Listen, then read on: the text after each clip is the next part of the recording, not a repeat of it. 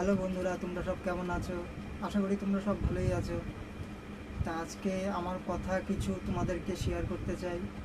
যে প্রতিদিন আমি যে ভিডিও ছাড়ি ওটার মধ্যে প্রতিদিন ইঞ্জেকশন দিতে হয় আমার আর কি। দিনে 3টে করে ইঞ্জেকশন নিই, সকাল, বিকাল, রাতে। আমার একটা রোগ আছে, ওটার নাম হচ্ছে হিমোফিলিয়া। 1.5 বছর কাল থেকেই আর কি ওই রোগটা। তা 1.5 বছর তখন ধরা পড়েনি। 2011 সালে রোগটা ধরা পড়েছে। যে ডাক্তার বলল আমার মাকে যে এর কী রোগ হয়েছে জানেন, যে এর হয়েছে হিমোফিলিয়া।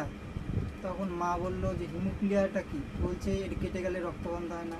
মা বলছে হ্যাঁ, এর কেটে গেলে রক্ত বন্ধ হয় না, রক্ত একবারে আর কি থামতেই চায় না, যতই ব্যান্ডেজ করুক ওখান দিয়ে ব্লাড পড়া শুরু করবে। যতক্ষণ পর্যন্ত রক্ত না দিচ্ছ ততক্ষণ পর্যন্ত রক্ত পড়েই যাবে। সাধারণ মানুষ।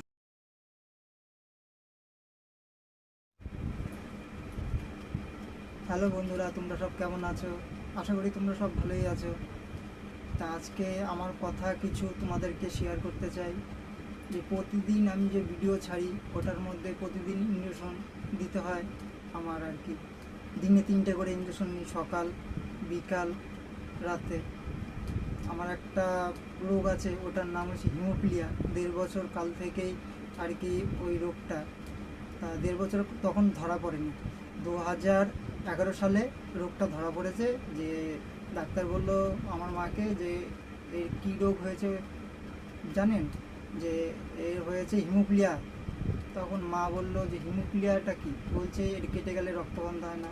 মা বলছে হ্যাঁ, এর কেটে গেলে রক্ত বন্ধ হয় না, রক্ত একবারে আর কি থামতেই চায় না, যতই ব্যান্ডেজ করুক ওখান দিয়ে ব্লাড পড়া শুরু করবে। যতক্ষণ পর্যন্ত রক্ত না দিচ্ছ ততক্ষণ পর্যন্ত রক্ত পড়েই যাবে। সাধারণ মানুষ।